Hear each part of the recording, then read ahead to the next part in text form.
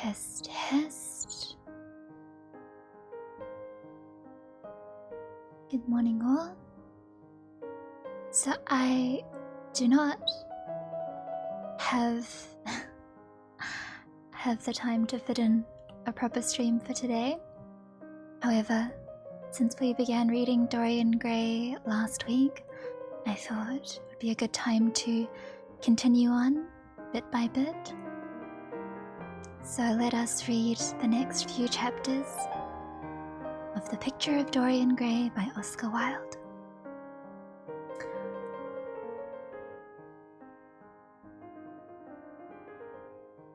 That should be okay. Chapter 3. At 12:30 next day, Lord Henry Wotton strolled from Curzon Street over to the Albany to call on his uncle, a genial if somewhat rough-mannered old bachelor, whom the outside world called selfish.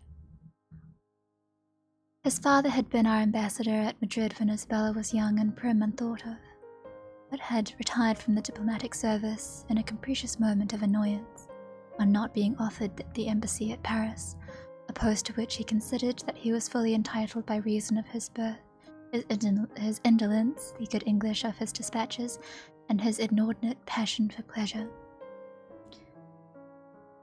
He had 2 large townhouses, but preferred to live in chambers, as it was less trouble, and took most of his meals at his club.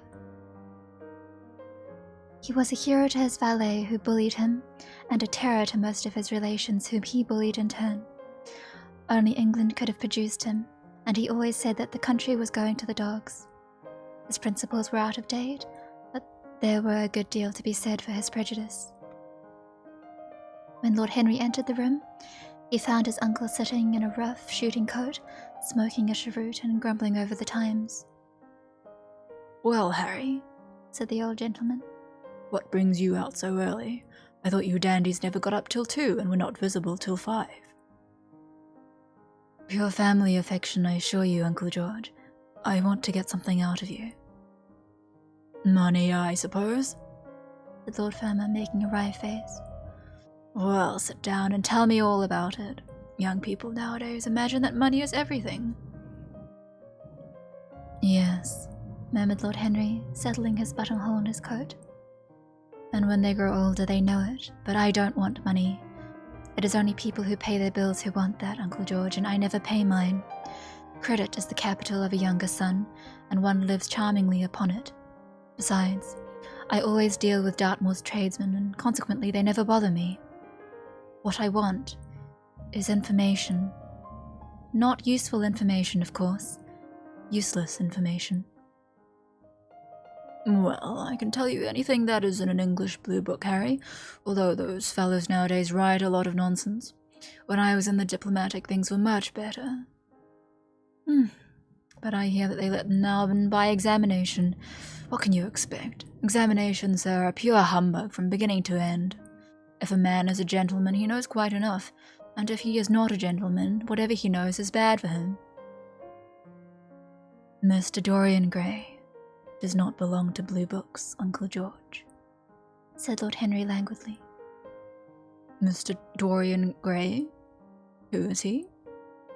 asked Lord Fermor, knitting his bushy white eyebrows. "That is what I have come to learn, Uncle George. Or rather, I know who he is. He is the last Lord Kelso's grandson. His mother was a Devereux, Lady Margaret Devereux. I want you to tell me about his mother. What was she like? Whom did she marry? You have known nearly everybody in your time, so you might have known her. I am very much interested in Mr. Gray at present. I have only just met him." "Kelso's grandson," echoed the old gentleman. "Kelso's grandson. Of course. I knew his mother intimately. I believe I was at her christening. She was an extraordinarily beautiful girl, Margaret Devereux, and made all the men frantic by running away with a penniless young fellow. A mere nobody, sir. A subaltern in a foot regiment or something of that kind, certainly. I remember the whole thing as if it happened yesterday. The poor chap was killed in a duel at Spa a few months at their marriage. It was an ugly story about it. They said Kelso got some rascally adventurer, some Belgian brute, to insult his son-in-law in public. Paid him, sir, to do it, paid him. And that the fellow spitted this man as if he had been a pigeon. The thing was hushed up, but egad, Kelso ate his chop alone at the club for some time afterward. He brought his daughter back with him, I was told, and she never spoke to him again. Oh yes, it was a bad business. The girl died too, died within a year. So she left a son, did she? I'd forgotten that. What sort of boy is he? If he is like his mother, he must be a good-looking chap. He is very good-looking, assented Lord Henry. I hope he will fall into proper hands, continued the old man. You should have a pot of money waiting for him if Kelso did the right thing by him. His mother had money too. All the Selby property came to her through her grandfather. Her grandfather hated Kelso, thought him a mean dog. He was too. Came to Madrid once when I was there. Egad, I was ashamed of him. The Queen used to ask me about the English noble who was always quarrelling with the cabmen about their fares. They made quite a story about it. I didn't dare show my face at court for a month.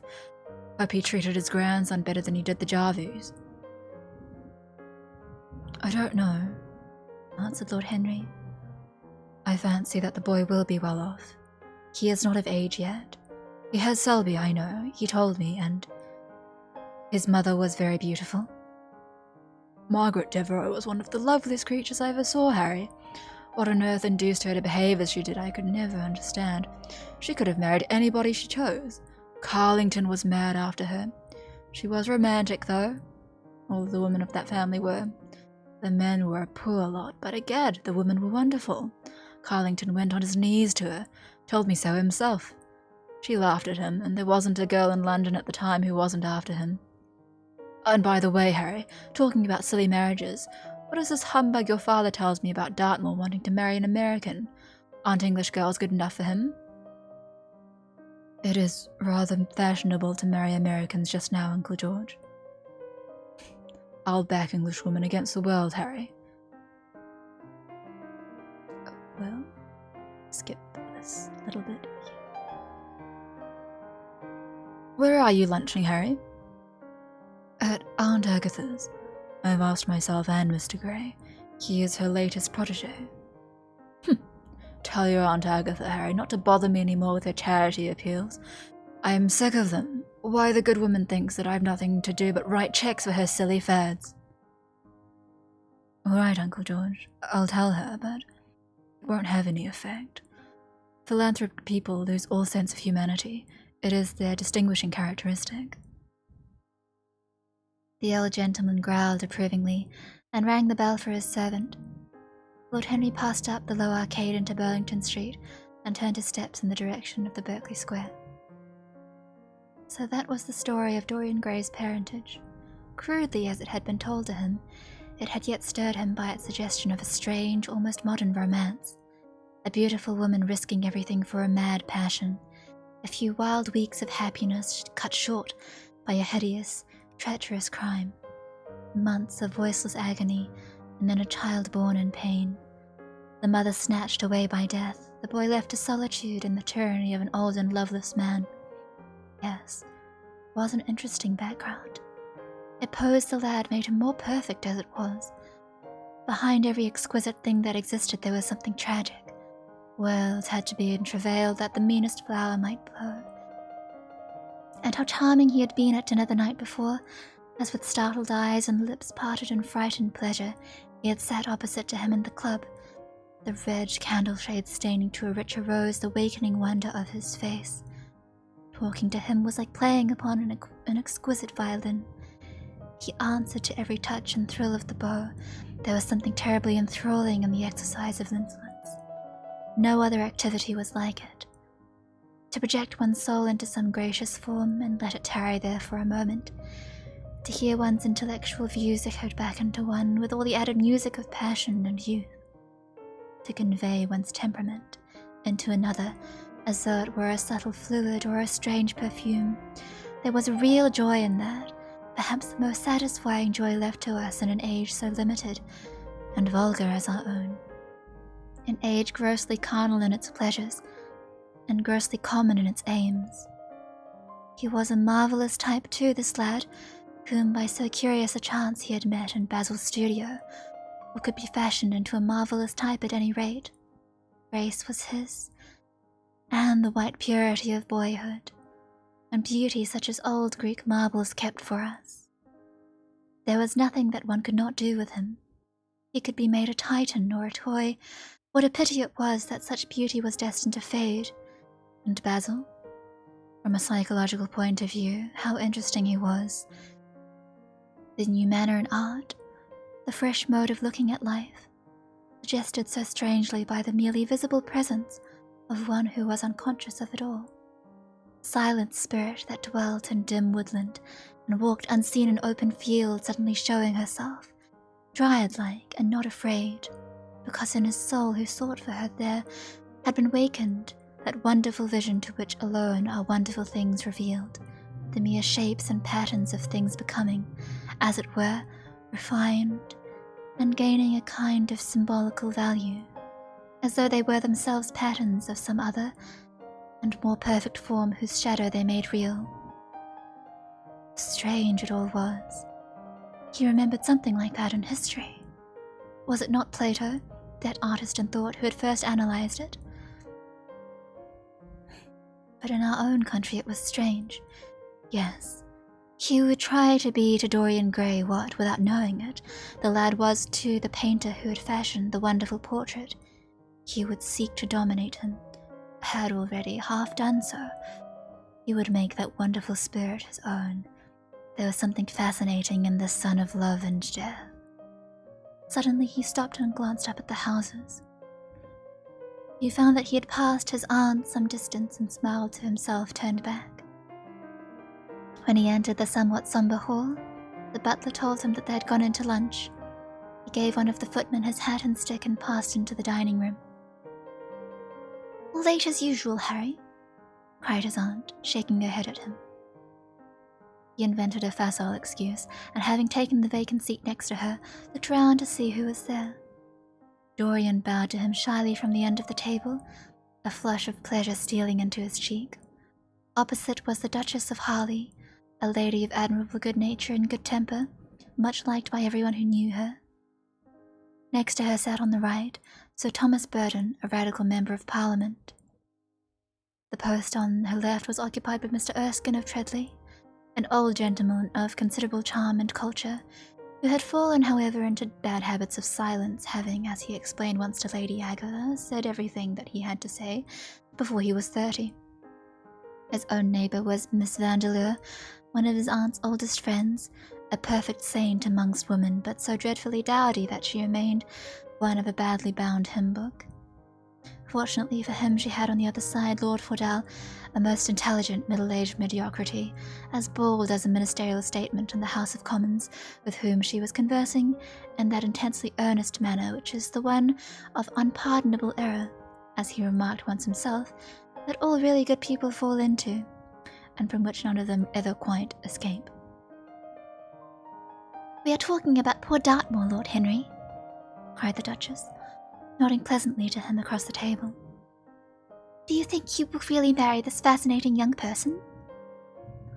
"I believe she has made up her mind to propose to him, Duchess." "How dreadful!" exclaimed Lady Agatha. "Really, someone should interfere." "I'm told on excellent authority that her father keeps an American dry goods store," said Sir Thomas Burton, looking supercilious. "My uncle has already suggested pork packing, Sir Thomas." "Dry goods? What are American dry goods?" asked the Duchess, raising her large hands in wonder. "American novels," answered Lord Henry, helping himself to some quail. The Duchess looked puzzled. "Don't mind him, my dear," whispered Lady Agatha. "He never means anything that he says." "When America was discovered," said the radical member, and he began to give some wearisome facts. We'll probably skip through some of this prose.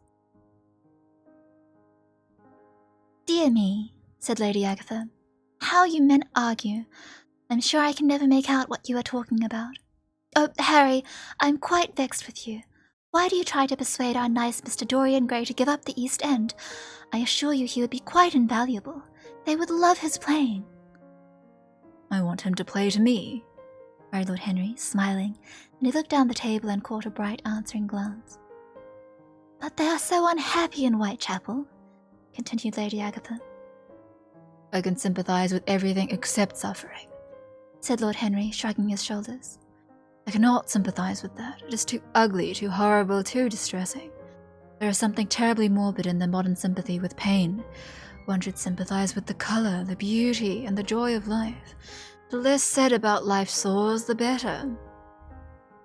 Still, the East End is a very important problem, remarked Sir Thomas with a grave shake of the head.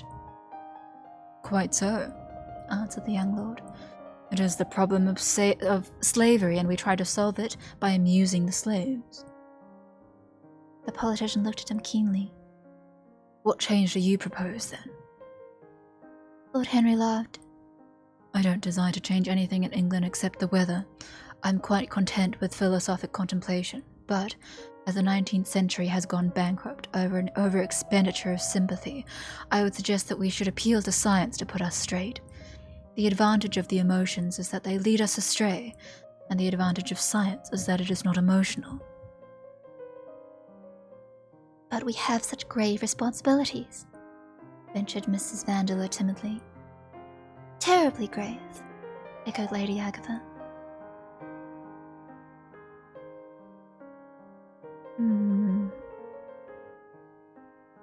Okay, well, actually, this is fine. We'll go on with this. Lord Henry looked over at Mr. Erskine. Humanity takes itself too seriously. It is the world's original sin. If the caveman had known how to laugh, history would have been different. You are really very comforting. I've always felt rather guilty when I came to see your dear aunt, for I take no interest at all in the East End. For the future, I shall be able to look her in the face without a blush. A blush is very becoming, Duchess, remarked Lord Henry. Only when one is young, she answered. When an old woman like myself blushes, it is a very bad sign. Ah, Lord Henry, I wish you would tell me how to become young again. He thought for a moment. Can you remember any great error that you committed in your early days, Duchess? A great many, I fear, she cried. A delightful theory. Then commit them over again, he said gravely. To get back one's youth, one has to merely repeat one's follies. A dangerous theory, came from Sir Thomas's tight lips. Lady Agatha shook her head, but could not help being amused. Mr. Erskine listened. Yes, he continued. That is one of the great secrets of life. Nowadays most people die a sort of creeping common sense and discover when it is too late that the only things one never regrets are one's mistakes. A laugh ran round the table. He played with the idea and let it grow wilful, tossed it into the air and transformed it. The praise of folly, as he went on, soared into a philosophy, and philosophy herself became young. He felt that there were the eyes of Dorian Gray fixed on him, and the consciousness that amongst its audience there was one whose temperament he wished to fascinate, seemed to give his wit keenness, and to lend colour to his imagination. He was brilliant, fantastic, irresponsible. He charmed his listeners out of themselves, and they followed his pipe, laughing. Dorian Gray never took his gaze off him, but sat like one under a spell, smiles chasing each other over his lips, and wonder growing grave in his darkening eyes. At last, liveried in the costume of the age, reality entered the room in the shape of a servant to tell the Duchess that her carriage was waiting. She wrung her hands in mock despair. "How annoying," she cried. "I must go. I have to call for my husband at the club to take him to some absurd meeting at Willis's rooms where he's going to be in the chair. If I am late, he is sure to be furious, and I couldn't have a scene in this bonnet. It is far too fragile. A harsh word would ruin it. No, I must go. Dear Agatha, goodbye, Lord Henry. You are quite delightful and dreadfully demoralizing. I am sure I don't know what to say about your views. You must come and dine with us some night. Tuesday, Are you disengaged Tuesday? For you, I would throw over anybody, Duchess, said Lord Henry with a bow. Ah, that is very nice and very wrong of you, she cried. So mind you come. And she swept out of the room, followed by Lady Agatha and the other ladies. When Lord Henry had sat down again, Mr. Erskine moved round and, taking a chair close to him, placed his hand upon his arm. You talk books away, he said. Why don't you write one? I am too fond of reading books to care to write them, Mr. Erskine. I should like to write a novel, certainly, a novel that would be as lovely as a Persian carpet and as unreal. But there is no literary public in England for anything except newspapers, primers, and encyclopedias. Of all people in the world, the English have the least sense of the beauty of literature. I fear you are right, answered Mr. Erskine. I myself used to have literary ambitions, but I gave them up long ago. And now, my dear young friend, if you would allow me to call you so, may I ask if you really meant all that you said to us at lunch? I forget quite what I said, smiled Lord Henry. Was it all very bad? Very bad indeed. In fact, I consider you extremely dangerous. And if anything happens to our good Duchess, we shall all look on you as being primarily responsible. But I should like to talk to you about life. The generation into which I was born was tedious. Some day when you are tired of London, come down to Treadley and expound to me your philosophy of pleasure over some admirable Burgundy I am fortunate enough to possess. I shall be charmed. A visit to Treadley would be a great privilege. It has a perfect host and a perfect library. You will complete it, answered the old gentleman with a courteous bow. And now I must bid goodbye to your excellent aunt. I am due at the Athenaeum. It is the hour when we sleep there. All of you, Mr. Erskine. 40 of us in 40 armchairs. We are practicing for an English Academy of Letters. Lord Henry laughed and rose. I'm going to the park, he cried. As he was passing out of the door, Dorian Gray touched him on the arm. Let me come with you, he murmured. But I thought you had promised Basil Hallward to go and see him, answered Lord Henry. I would sooner come with you, yes. I feel I must come with you. Do let me. And you will promise to talk to me all the time. No one talks so wonderfully as you do. Ah, I have talked quite enough for today, said Lord Henry, smiling. All I want now is to look at life. You may come and look at it with me if you care to. Chapter 4. One afternoon, a month later, Dorian Gray was reclining in a luxurious armchair in the little library of Lord Henry's house in Mayfair. It was in its way a very charming room, with its high panelled wainscoting of olive-stained oak, its cream-coloured frieze and ceiling of raised plasterwork, and its brick-dust felt carpet strewn with silk, long-fringed Persian rugs. Lord Henry had not yet come in.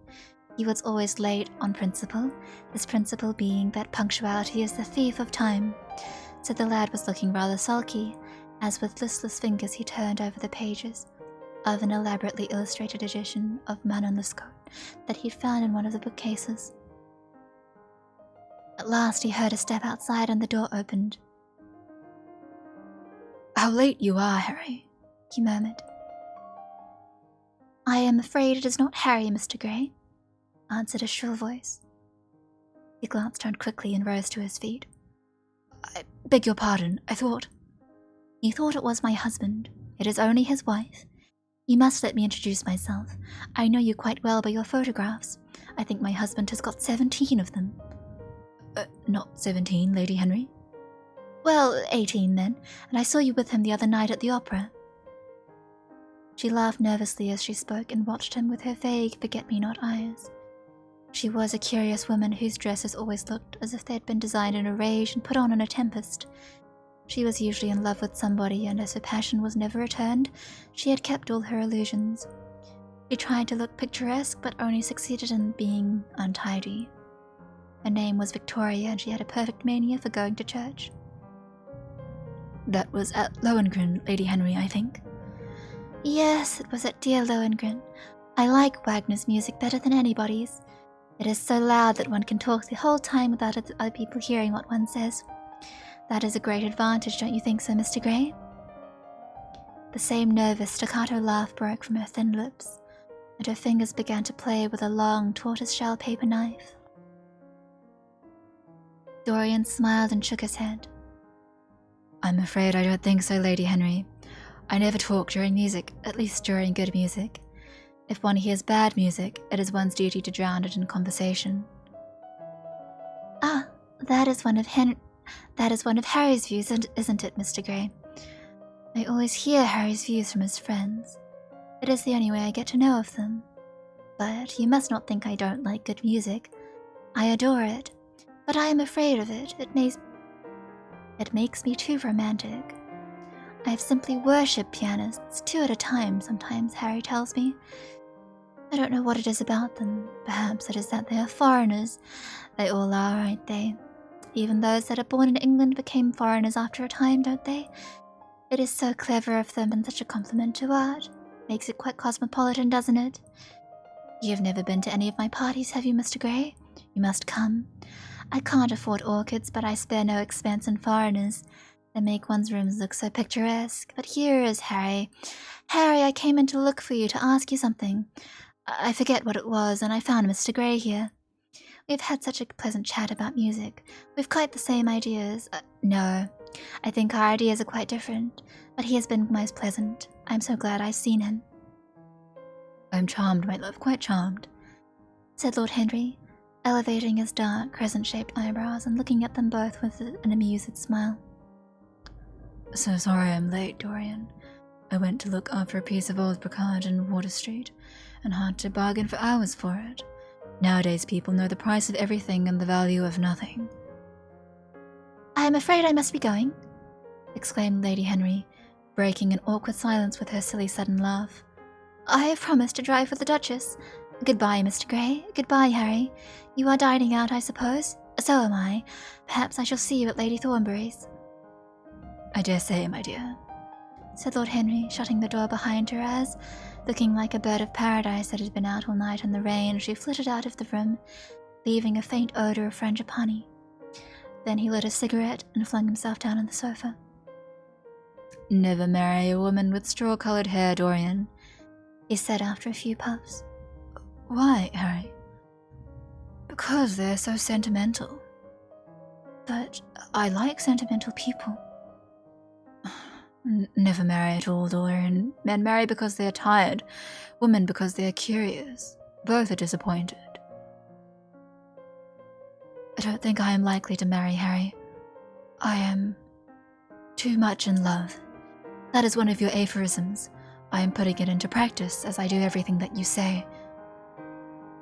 Who are you in love with? Asked Lord Henry after a pause. With an actress, said Dorian Gray, blushing. Lord Henry shrugged his shoulders. That is a rather commonplace debut. You would not say so if you saw her, Harry. Who is she? Her name is Sybil Vane. Never heard of her. No one has, but people will someday, however. She is a genius. My dear boy, no woman is a genius. Women are a decorative sex. I have never had...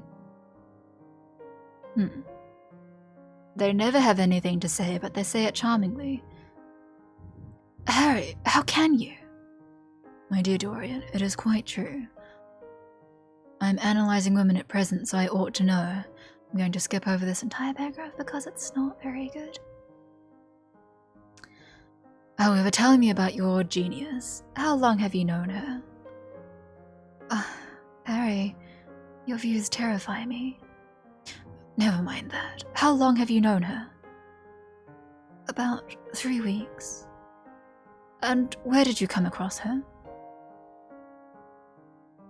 I will tell you, Harry, but you mustn't be unsympathetic about it.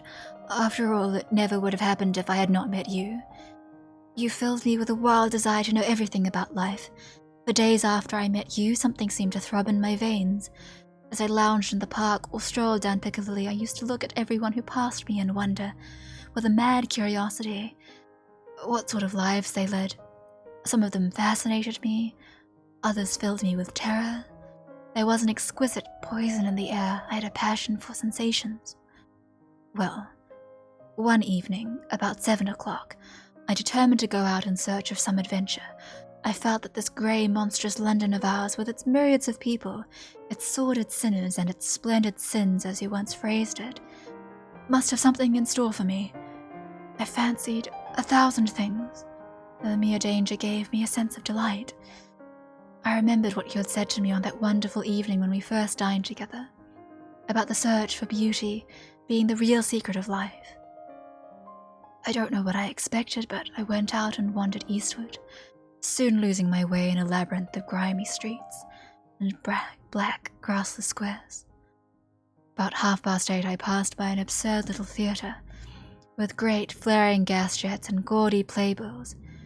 Hideous Jew in the most amazing waistcoat I ever beheld in my life was standing at the entrance smoking a vile cigar. He had greasy ringlets, and an enormous diamond blazed in the center of a soiled shirt. "Have a box, my lord," he said, when he saw me, and he took off his hat with an air of gorgeous civility. There was something about him, Harry, that amused me. He was such a monster. You will laugh at me, I know, but I really went in and paid a whole guinea for the stage box. To the present day I can't make out why I did so, and yet if I hadn't, my dear Harry, if I hadn't, I should have missed the greatest romance of my life. I see you are laughing. It is horrid of you." "I am not laughing, Dorian. At least I'm not laughing at you. But you should not say the greatest romance of your life. You should say the first romance of your life. You will always be loved, and you will always be in love with love. A grand passion is the privilege of people who have nothing to do. That is one of the use of the idle classes of a country. Don't be afraid. There are exquisite things in store for you. This is merely the beginning." "Do you think my nature so shallow?" cried Dorian Gray angrily. "No, I think your nature so deep." "How do you mean?" "My dear boy, the people who love only once in their lives are really the shallow people. What they call their loyalty and their fidelity, I call either the lethargy of custom or their lack of imagination. Faithfulness is to the emotional life what consistency is to the life of the intellect, simply a confession of failure. Faithfulness, I must analyze it someday. The passion for property is in it. There are many things that we would throw away if we were not afraid that others might pick them up. But I don't want to interrupt with you. Go on with your story." Well, I found myself seated in a horrid little private box, with a vulgar drop scene staring me in the face. I looked out from behind the curtain and surveyed the house. It was a tawdry affair, all cupids and cornucopias like a third-rate wedding cake. The gallery and pit were fairly full, but the 2 rows of dingy stools were quite empty, and there were hardly a person in what I suppose they call the dress circle. Women went about with oranges and ginger beer, and there was a terrible consumption of nuts going on. It must have been just like the palmy days of the British drama. Just like, I should fancy, and very depressing. I began to wonder what on earth I should do when I caught sight of the playbill. What do you think the play was, Harry? I should think The Idiot Boy, or Dumb but Innocent. Our fathers used to like that sort of piece, I believe. The longer I live, Dorian, the more keenly I feel that whatever was good enough for our fathers is not good enough for us. This play was good enough for us, Harry. It was Romeo and Juliet. I must admit that I was rather annoyed at the idea of seeing Shakespeare done in such a wretched hole of a place. Still, I felt interested in a sort of way. At any rate, I determined to wait for the first act. There was a dreadful orchestra, presided over by a young Hebrew who sat at a cracked piano that nearly drove me away. But at the last drop scene was drawn up and the play began. Romeo was a stout elderly gentleman with corked eyebrows, a husky tragedy voice, and a figure like a beer barrel. Mercutio was almost as bad. He was played by the low comedian who had introduced gags of his own, and was almost on friendly terms with the pit. They were both as grotesque as the scenery, and that looked as if it had come out of a country booth. But Juliet... Harry, imagine a girl, hardly 17 years of age, with little flower-like face, a small Greek head with plaited coils of dark brown hair, eyes that were violet wells of passion, lips that were like the petals of a rose. She was the loveliest thing I'd ever seen in my life. You said to me once that pathos left you unmoved, but that beauty, mere beauty, could fill your eyes with tears. I tell you, Harry, I could hardly see this girl for the mist of tears that came across me. And her voice, I never heard such a voice. It was very low at first, with deep mellow notes that seemed to fall singingly upon one's ear. Then it became a little louder and sounded like a flute or a distant hautboy. In the garden scene it had all the tremulous ecstasy that one hears just before dawn when nightingales are singing. There were moments later on when it had the wild passion of violins. You know how a voice can stir one?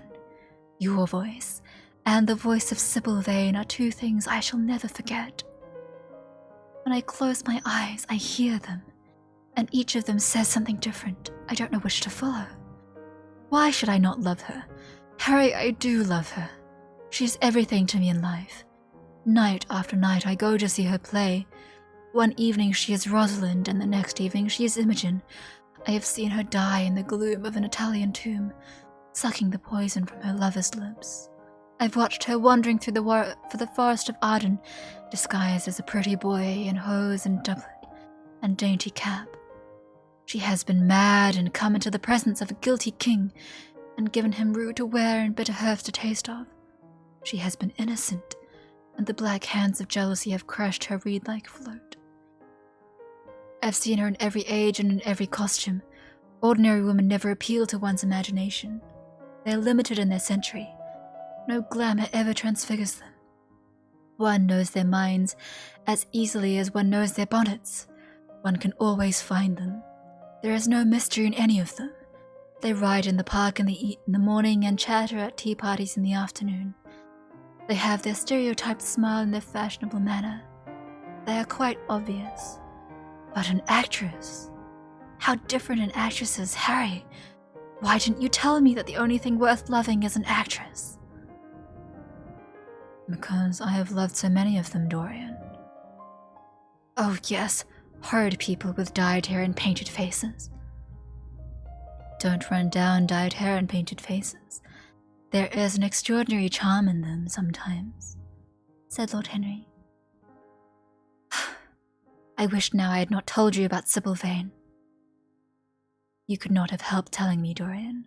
All through your life you will tell me everything you do. Yes, Harry. I believe that is true. I cannot help telling you things. You have a curious influence over me. If I ever did a crime, I would come and confess it to you. You would understand me. People like you, the willful sunbeams of life, don't commit crimes, Dorian. But I'm much obliged for the compliment all the same. And now tell me, reach me the matches like a good boy, thanks. What are your actual relations with Sybil Vane? Dorian Gray leapt to his feet, with flushed cheeks and burning eyes. Harry, Sybil Vane is sacred. It is only the sacred things that are worth touching, Dorian, said Lord Henry, with a strange touch of pathos in his voice. But why should you be annoyed? I suppose she will belong to you someday. When one is in love, one always begins by deceiving oneself, and one always ends by deceiving others. That is what the world calls a romance. You know her at any rate, I suppose. Of course I know her. On the first night I was at the theatre, the horrid old Jew came round to the box after the performance was over and offered to take me behind the scenes and introduce me to her. I was furious with him and told him that Juliet had been dead for hundreds of years and that her body was lying in a marble tomb in Verona. I think from the blank look of amazement that he was under the impression that I had taken too much champagne or something. I am not surprised. Then he asked me if I wrote for any of the newspapers. I told them I never even read them. He seemed terribly disappointed at that, and confided to me that all the dramatic critics were in a conspiracy against him, and that they were every one of them to be bought. I should not wonder if he was quite right there, but on the other hand, judging from their appearance, most of them cannot be at all expensive. Well, he seemed to think that they were beyond his means, laughed Dorian. By this time, however, the lights were being put out in the theatre and I had to go. He wanted me to try some of the cigars that he had strongly recommended. I declined. The next night, of course, I arrived at the place again. When he saw me, he made me a low bow and assured me that I was a munificent patron of art. He was a most offensive brute, though he had an extraordinary passion for Shakespeare. He told me once, with an air of pride, that his 5 bankruptcies were entirely due to the bard, as he insisted on calling him. He seemed to think it a distinction. It was a distinction, my dear Dorian, a great distinction. Most people become bankrupt through having invested too deeply in the prose of life. To have ruined oneself over poetry is an honor.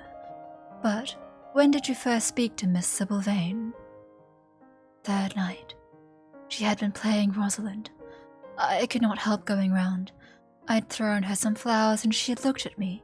At least I fancied that she had. The old Jew was persistent. He seemed determined to take me behind, so I consented. It was curious my not wanting to know her, wasn't it? No, I don't think so. My dear Harry, why?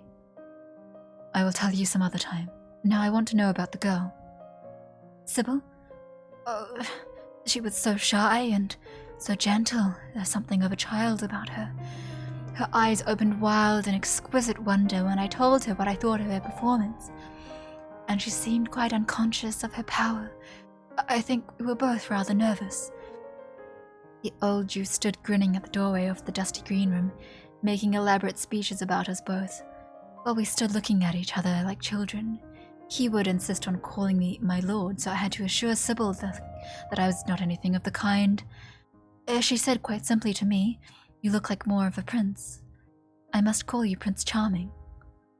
Upon my word, Dorian, Miss Sybil knows how to pay compliments. You don't understand her, Harry. She regarded me merely as a person in a play. She knows nothing of life. She lives with her mother, a faded, tired woman who played Lady Capulet in a sort of magenta dressing wrapper on the first night, and looks as if she had seen better days. I know that look. It depresses me, murmured Lord Henry, examining his rings. The Jew wanted to tell me her history, but I said it did not interest me. You are quite right. There is something infinitely mean about other people's tragedies. Sybil is the only thing I care about. What is it to me where she came from? From her little head to her little feet, she is absolutely and entirely divine.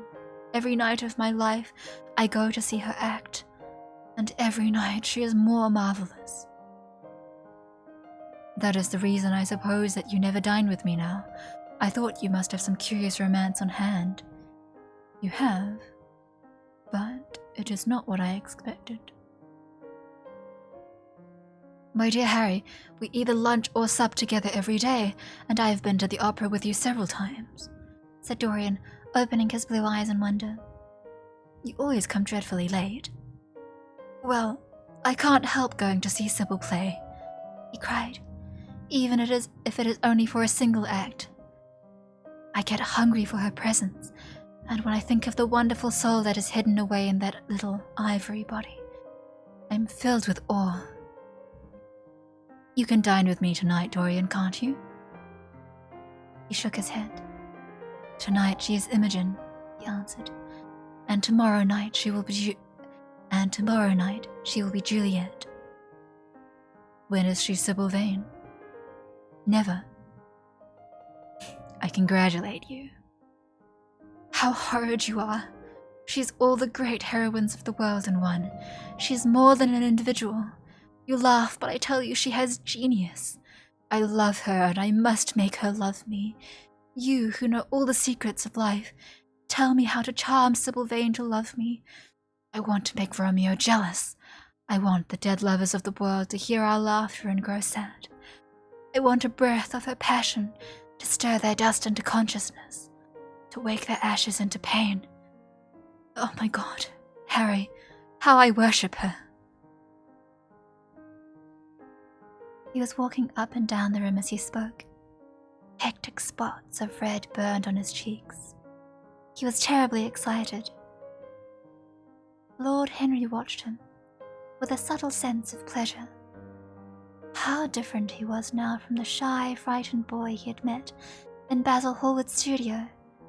His nature had developed like a flower had borne blossoms of scarlet flame.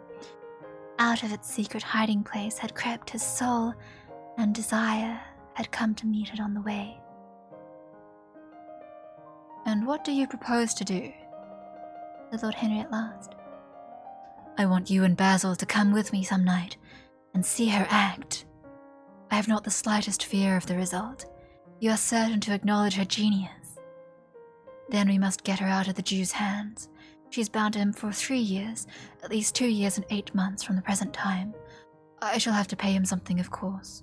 When all that is settled, I shall take a West End theatre and bring her out properly. She will make the world as mad as she had made me." "That would be impossible, my dear boy." "Yes, she will. She has not merely consummate art instinct in her, but she has personality also, and you have told me that it is personalities, not principles, that move the age. Well, what night shall we go? Let me see. Today is Tuesday. Let us fix tomorrow. She plays Juliet tomorrow." "All right. The Bristol at 8 o'clock, and I will get Basil." "Not 8, Harry, please. 6:30. We must be there before the curtain rises. You must see her in the first act, where she meets Romeo." 6:30? What an hour! It will be like having a meat tea or reading an English novel. It must be 7. No gentleman dines before 7. Shall you see Basil between this and then, or shall I write to him?" "Dear Basil, I have not laid eyes on him for a week. It is rather horrid of me, as he has sent me my portrait in the most wonderful frame, specifically designed by myself, and though I am a little jealous of the picture for being a whole month younger than I am, I must admit that I delight in it. Perhaps you had better write to him. I don't want to see him alone. He says things that annoy me. He gives me good advice." Lord Henry smiled. People are fond of giving away what they need most themselves. That is what I call the depth of generosity. Well, Basil is the best of fellows, but he seems to me to be just a bit of a Philistine. Since I've known you, Harry, I've discovered that. Basil, my dear boy, puts everything that is charming in him into his work. The consequence is that he has nothing left for his life, but his prejudices, his principles, and his common sense. The only artists I've ever known who are personally delightful are bad artists. Good artists exist simply in what they make, and consequently are perfectly uninteresting in what they are. A great poet, a really great poet, is the most unpoetical of all creatures. But inferior poets are absolutely fascinating. The worse their rhymes are, the more picturesque they look. The mere fact of having published a book of second-rate sonnets makes a man quite irresistible. He lives the poetry that he cannot write. The others write the poetry that they dare not realize. I wonder, is that really so, Harry? Said Dorian Gray, putting some perfume on his handkerchief out of a large gold-top bottle that stood on the table. It must be, if you say it. And now I am off. Imogen is waiting for me. Don't forget about tomorrow. Goodbye. As he left the room, Lord Henry's heavy eyelids drooped, and he began to think. Certainly, few people had ever interested him so much as Dorian Gray, and yet the lad's mad adoration of someone else caused him not the slightest pang of annoyance or jealousy. He was pleased by it. It made him a more interesting study. He had always been enthralled by the methods of natural science, but the ordinary subject matter of that science had seemed to him trivial and of no import, and so he had begun by vivisecting himself, as he had ended by vivisecting others. Human life, that appeared to him the one thing worth investigating. Compared to it, there was nothing else of any value. It was true that as one watched life in its curious crucible of pain and pleasure, one could not wear over one's mask a face of glass, nor keep the sulphurous fumes of troubling the brain and making the imagination turbid with monstrous fancies and misshapen dreams. They were poisons so subtle that to know their properties one had to sicken of them. They were maladies so strange that one had to pass through them if one sought to understand their nature. And yet, what a great reward one received. How wonderful the whole world became to one. To note the curious hard logic of passion and the emotional, colored life of the intellect. To observe where they met and where they separated, at what point they were in unison and at what point they were at discord. There was a delight in that. What matter what the cost was? One could never pay too high a price for any sensation. He was conscious, and the thought brought a gleam of pleasure into his brown agate eyes, that it was through certain words of his, musical words said with musical utterance, that Dorian Gray's soul had turned to this white girl and bowed in worship before her.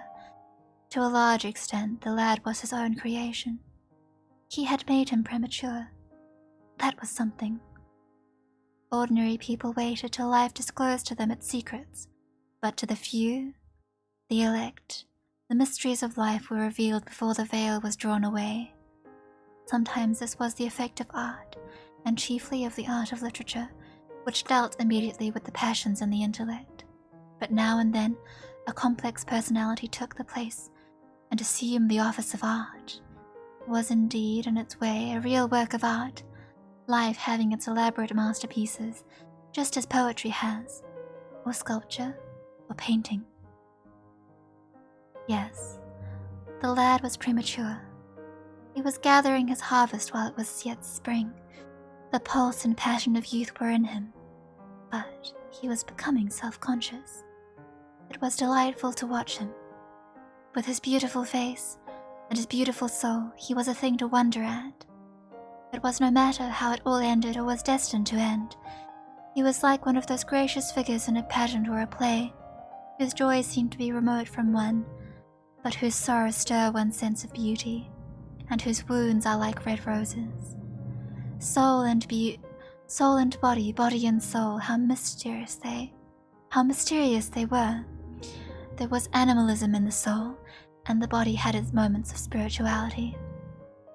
The senses could refine, and the intellect could degrade. Who could say where the fleshly impulse ceased, or the psychical impulse began? How shallow were the arbitrary definitions of ordinary psychologists, and yet how difficult to decide between the claims of various schools. Was the soul a shadow seated in the house of sin, or was the body really in the soul as Giordano Bruno thought? The separation of spirit from matter was a mystery, and the union of spirit with matter was a mystery also. He began to wonder whether we could ever make psychology so absolute a science that each little spring of life would be revealed to us. As it was, we always misunderstood ourselves and rarely understood others. Experience was of no ethical value. It was merely the name men gave to their mistakes. Moralists had, as a rule, regarded it as a mode of warning, had claimed it for a certain ethical efficacy in the formation of character, had praised it as something that taught us what to follow and showed us what to avoid. But there was no motive power in experience. It was as little of an active cause as conscience itself. All that it really demonstrated was that our future would be the same as our past, and that the sin we had done once and with loathing we would do many times, and with joy. It was clear to him that the experimental method was the only method by which one could arrive at any scientific analysis of the passions, and certainly Dorian Gray was a subject made to his hand, and seemed to promise rich and fruitful results. His sudden, mad love for Sybil Vane was a psychological phenomenon of no small interest. There was no doubt that curiosity had much to do with it. Curiosity and the desire for new experiences. Yet, it was not a simple but rather a very complex passion. What there was in it, of the purely sensuous instinct of boyhood, had been transformed by the workings of the imagination, changed into something that seemed to the lad himself to be remote from sense, and was that very reason all the more dangerous. It was the passions about whose origin we deceived ourselves that tyrannized most strongly over us. Our weakest motives were those of whose nature we were conscious. It often happened that when we thought we were experimenting on others, we were really experimenting on ourselves. While Lord Henry sat dreaming on these things, a knock came to the door, and his valet entered and reminded him it was time to dress for dinner. He got up and looked out into the street. The sunset had smitten into scarlet gold the upper windows of the house opposite. The panes glowed like plates of heated metal. The sky above was like a faded rose.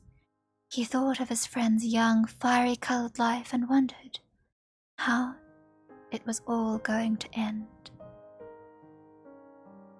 When he arrived home, about 12:30, he saw a telegram lying on the hall table. He opened it and found it was from Dorian Gray. It was to tell him that he was engaged to be married to Sybil Vane. And that is the end of chapter 4.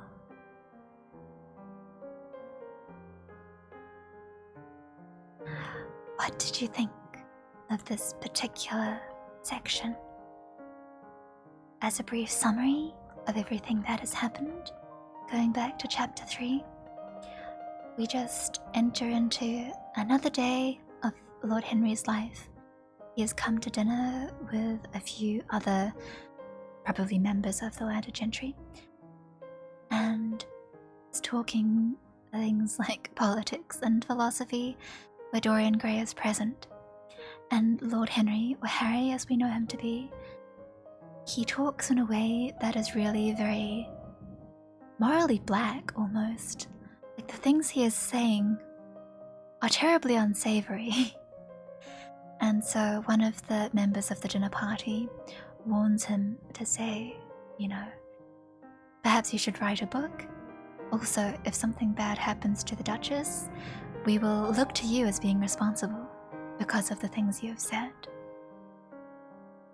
And as Lord Henry is going away to the park, Dorian Gray comes out to meet him. It's clear that Dorian Gray is just continuously being shaped by his time spent with Lord Henry. And that goes on. And then as time goes on, Dorian Gray, this is in chapter 4, spends less time with Basil. He basically sees much less of Basil. In fact, he sees Lord Henry today, and we find out that he actually hasn't been having dinner with him. And Dorian Gray shares that he has recently fallen in love with someone, and he describes that someone as a young, beautiful actress by the name of Sybil Vane, and says that even though she is acting in a theatre full of probably third-rate people and poor props, poor everything, but says that she is very talented and he is passionate. He's wildly mad with passion for this girl's acting and calls her an absolute artist, and says that in the future he wants to take her away so that he can make her a star in some West End theatre. And so he invites Lord Henry and Basil Hallward out to the theatre in a few days to watch Sybil Vane play Juliet in Romeo and Juliet. And then afterwards, Harry spends a little while just introspecting over his thoughts on Dorian Gray. Thinks about how Dorian Gray interests him, how Dorian Gray's personality pleases him, and goes on to talk about various thoughts. It's very muddled here. Thoughts of beauty and pleasure and the mysteries of life, talking about Dorian Gray and how he might develop as a person, how soul and body are a mystery to all, etc., etc. And then when he arrives home, he comes across a telegram from Dorian saying that he is going to get married to Sybil Vane. And that is it. That is everything that has happened in these last 2 chapters. Thanks so much for listening today. As always, I am losing my voice, but hopefully you were able to listen and understand some of what was going on. But yes, next time we shall continue on to chapter 5 and very likely meet the aforementioned Sybil Vane. Until then, I will see you all later. Put my book away. And bye-bye. Good nighty. See you soon.